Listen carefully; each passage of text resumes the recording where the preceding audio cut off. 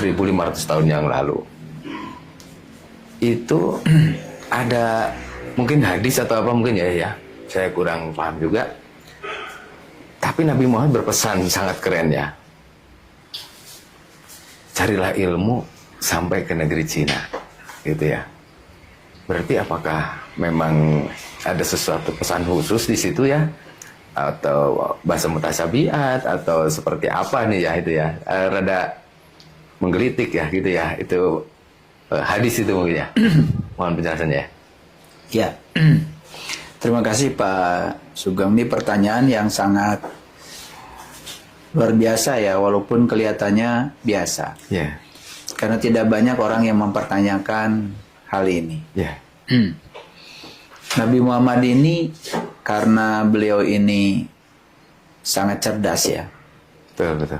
Cerdas ya, bukan sekedar pintar ya. Karena beliau itu bahkan tidak punya latar belakang pendidikan formal secara akademik ya. Betul, betul. Tetapi saya menyebut cerdas karena berhubungan dengan kesadaran. Ya. Jadi beliau itu punya penglihatan yang sangat jauh, yang sangat visioner. Ya. Ya. Sehingga beliau mengatakan carilah ilmu walaupun ke negeri Cina ya Pak Ya, Sugeng. betul itu ya. Ya Pak Sugeng sudah tahu ya. Semua orang di dunia mengakui bahwa Cina itu sekarang termasuk negara yang paling maju Keren ya. dalam Ya. segala aspek kehidupan. Ya.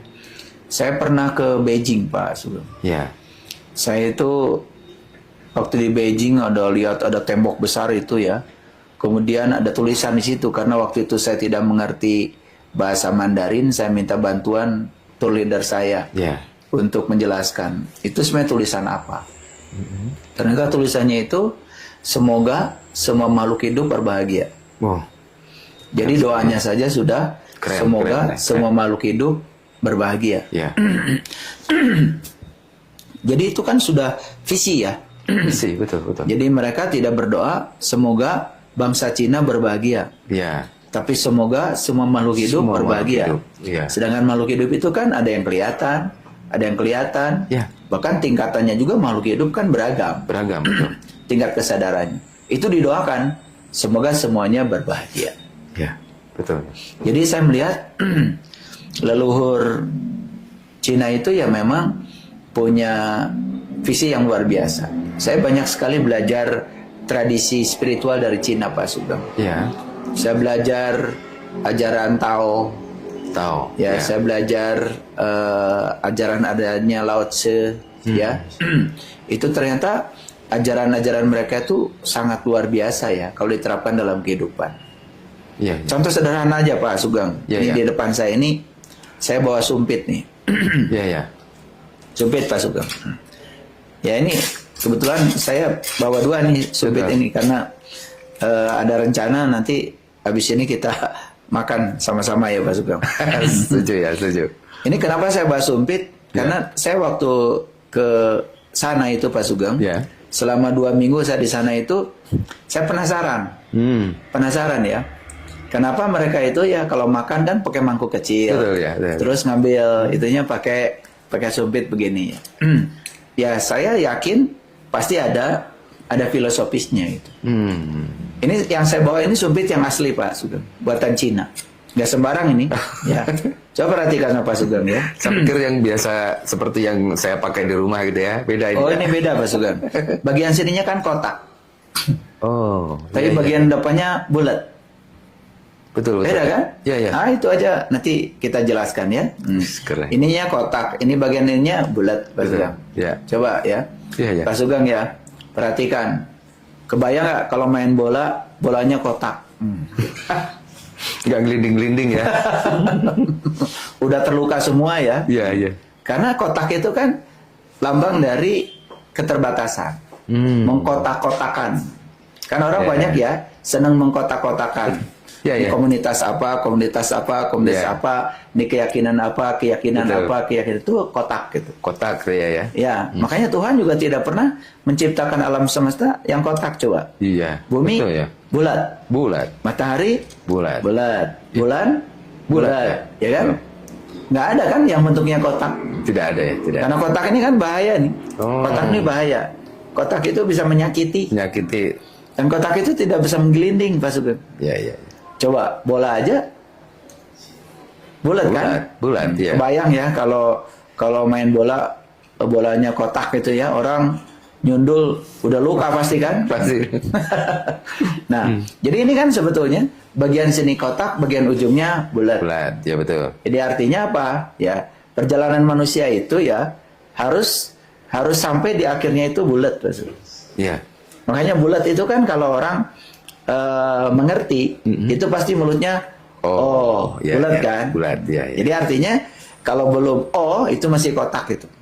Belum paham paling nggak ya. Nah, gitu kotak ya. itu kan, kotak itu ya namanya kotak. Sering ada peribahasa jangan mengkotak-kotakan gitu. Gitu? Betul, betul. Jadi kotak itu berarti tidak universal. Yes. Makanya kebenaran itu ya bulat. Bulat. Sama seperti orang Islam ya Pak Sugeng, Ya. kalau pergi ke Mekah kan pasti waktu Kawat. walaupun Ka'bahnya kotak, Ya. tapi kan mengelilingi Ka'bahnya lingkaran, Lingkaran, betul. tidak kotak. Ya. Ini filosofisnya sangat luar biasa. Keren ya, keren. Saya baru tahu sekarang juga ya. Baru tahu ya, Iya.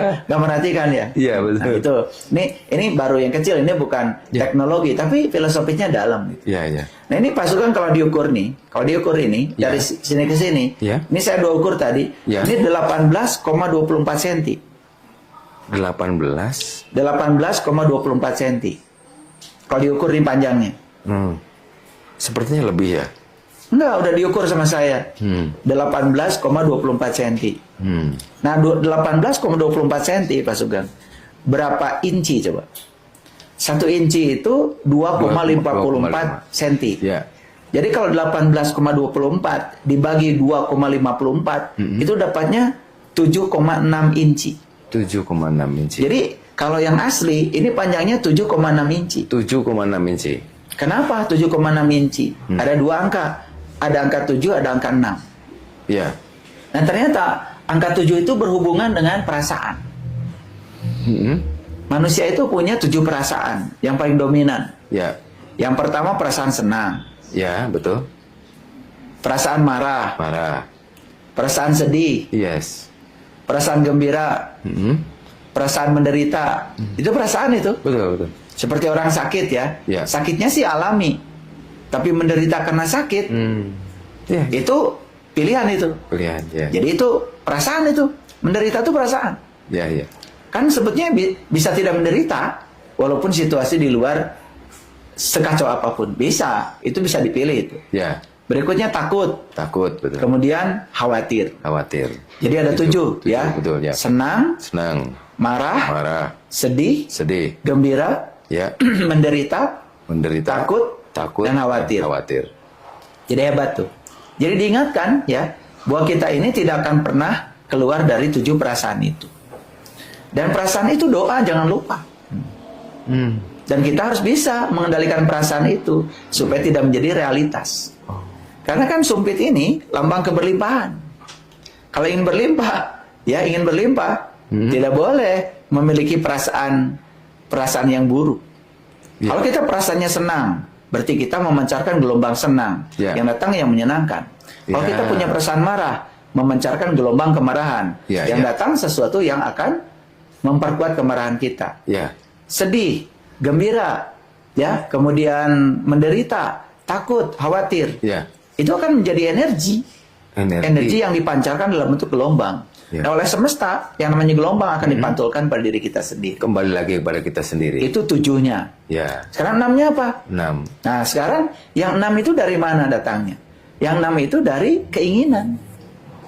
Keinginan. Keinginan itu ada 6. Oh, Dari mana keinginan datangnya? Satu dari mata. betul. Betul nggak? Ya, ya, ya. Yang kedua dari kuping. Dari kuping. Dari telinga. Ya. Yang ketiga dari hidung. Yes. Yang keempat dari mulut. Good. Yang kelima dari badan. Badan ini secara umum juga punya keinginan. Keinginan. Ya toh? Ya, ya. Bukan hanya itu aja kan? Betul. Ya, jangan lupa tangan Pak Sugeng punya keinginan. Ya. Badan Pak Sugeng punya keinginan. Ya, ya. Ingin baju yang bagus. Betul. Baju yang nyaman. Ya. Betul nggak? Ya, ya. Nah, termasuk pikiran. Keinginan juga. Jadi keinginan itu ada 6. Coba dihitung ulangi lagi.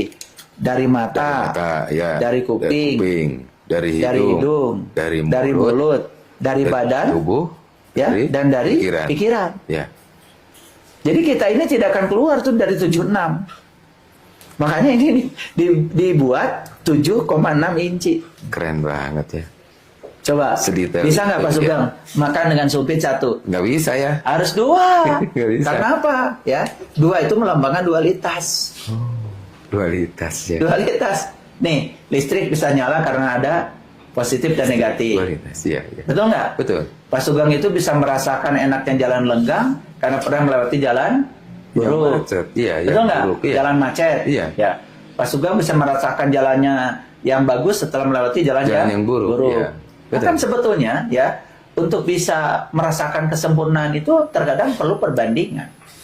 Iya, betul. Dan kita sebetulnya pasti dalam hidup ini akan selalu berhadapan dengan dualitas. Dualitas itu. Tetapi kita jangan memilih salah satu. Kita harus bisa menerima dua-duanya. Dua-duanya siap. Memilih positif aja atau memilih negatif aja, listrik nggak nyala. Nggak nyala ya, nggak nyala. Dan dualitas itu harus dipadukan supaya menjadi harmoni. 2 Pak Sugeng. Keren. Kebayang nggak kalau ngambilnya 1? Iya. Harus 2. 2 kan jadi ini. Terbiasa nggak Pak Sugeng pakai ini? Saya nggak terbiasa ya. Harus biasa. Nah, Pak Sugeng perhatikan cara Makan pegang. mie aja ya paling ya. Cara pegangnya. Ini dipegangnya oleh 5 jari. Nggak bisa oleh 10 jari. Ya betul. Loh, kenapa yang pegang 5 jari? Karena 5 jari itu menyatakan unsur-unsur yang ada di alam. Di alam itu ada 5 unsur yang paling utama. Unsur logam, Ya. unsur kayu, unsur air, Air. unsur api, unsur tanah. Keren banget sih filosofinya. Pantesan. Ini kan makanya yang megang 5. Pantesan maju sekali. Ya. Ini baru bicara sumpit ya Pak Sugeng? Betul ya. Bagian sininya kotak, bagian sananya sini bulat. Iya. Jadi berarti perjalanan manusia itu harus segera nih. Segera menuju Dari kotak ke bulat. Iya. Jadi misalnya ada orang yang gampang menyinggung orang lain, ada orang yang suka menyakiti orang lain, itu masih kotak Pak Sugeng. Iya, iya, iya. Kalau sudah bulat itu sudah lembut itu, ya, itu. Dan yang luar biasa, ya. Kalau memegang sumpit itu harus di tengah Pak Sugeng. Harus di tengah. Tengah. Itu artinya apa? Ya hidup itu harus di tengah. Seimbang. Harus seimbang. Keren ya. Harus seimbang. Filosofi baru dari sumpitnya keren Iya. banget. Makanya di Quran kan ada kata-kata, ya, aku jadikan kamu umat pertengahan. Umat pertengahan bahasa Qurannya wasit. Wasit. Nah, wasit itu kan pengamat. Iya, iya. Kalau pengamat itu tidak boleh Ya. pro klub ini, Ya, tidak boleh memihak ya. tidak boleh memihak. Ya, ya. Nah, coba Pak Sugeng, kalau Pak Sugeng di tengah tidak memihak, enak gak hidup? Wah, enak Ini banget. filosofi sumpit itu dalam banget. Dan memegang sumpit nggak boleh terlalu kuat, Iya. tapi nggak boleh terlalu lemah.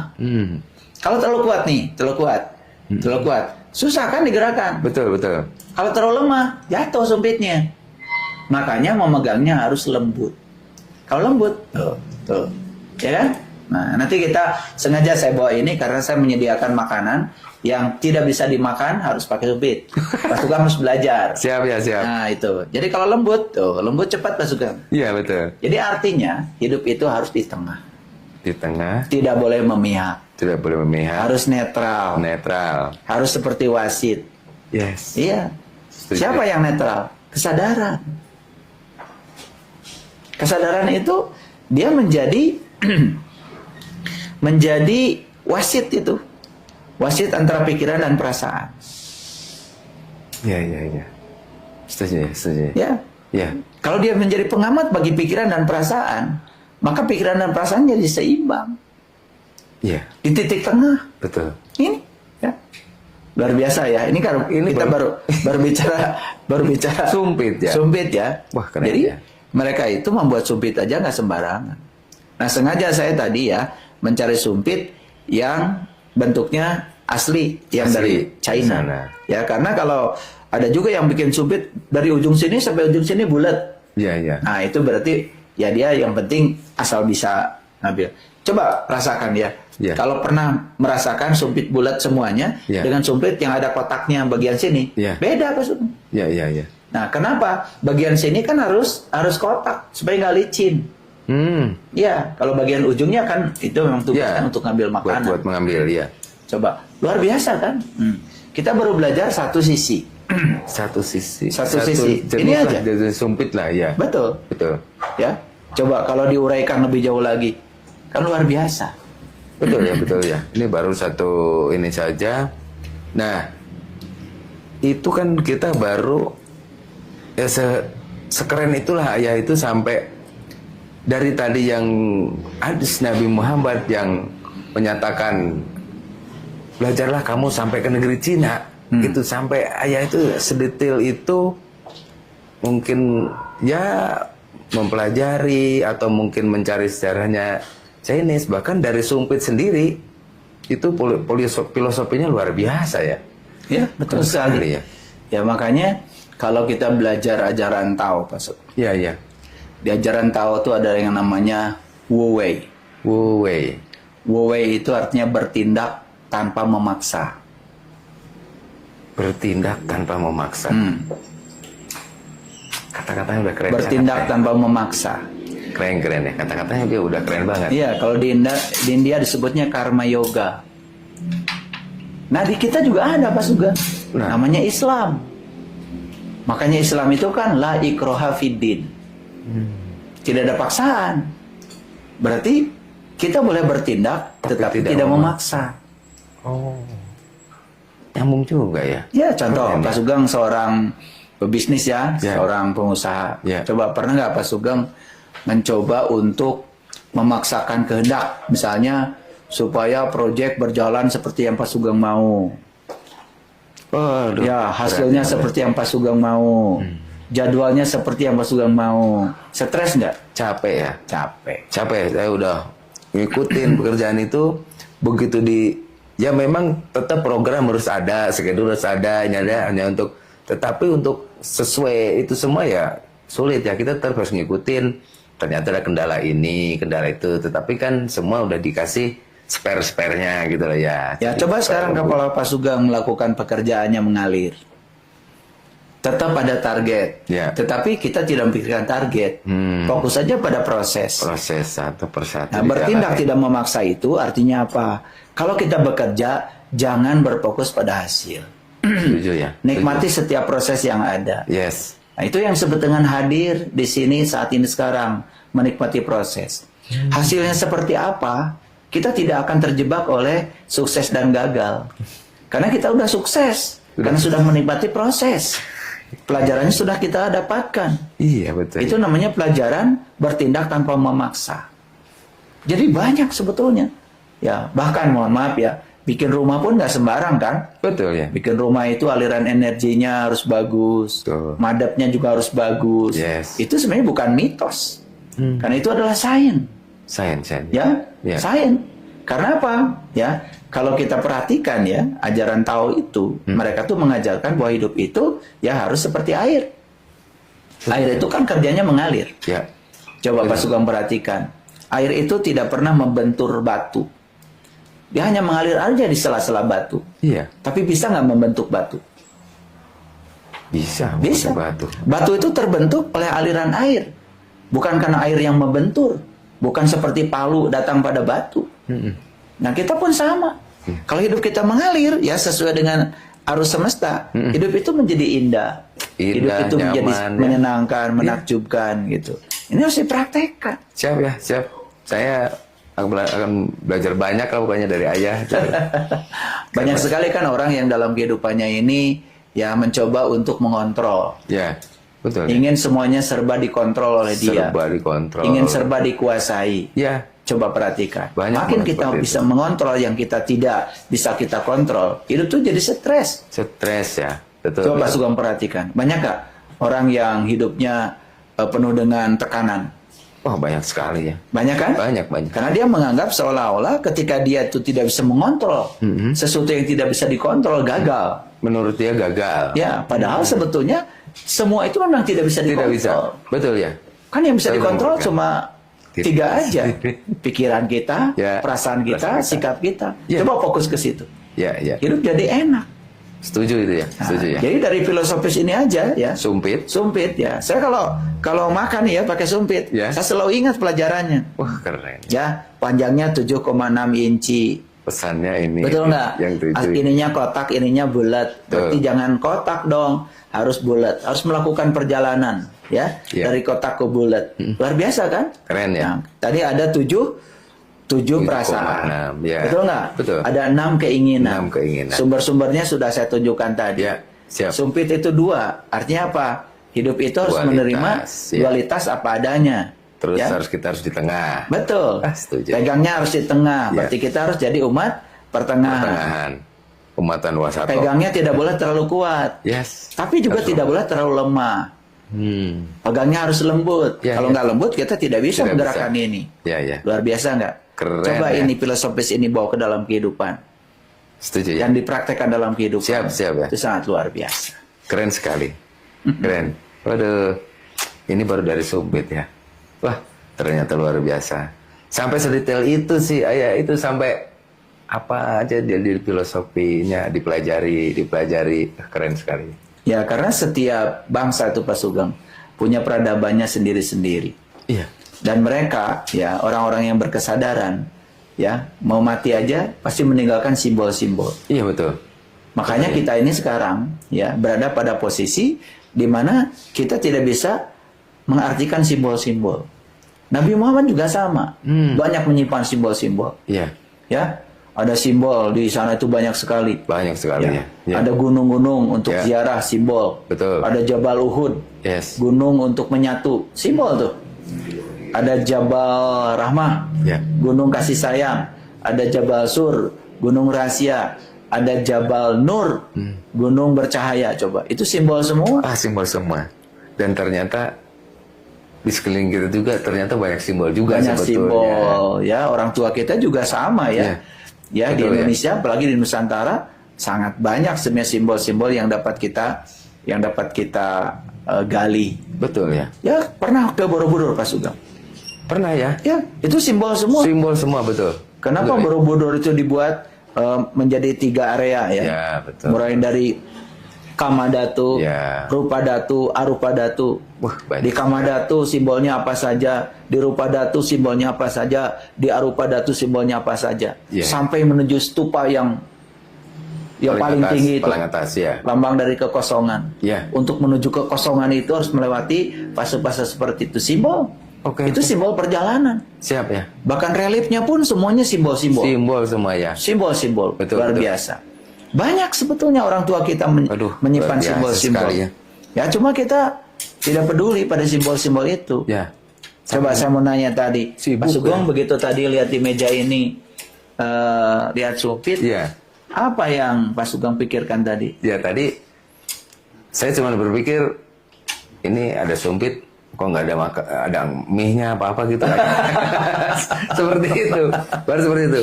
Oke ya gini ya. Ini kan saya sudah banyak sekali tadi.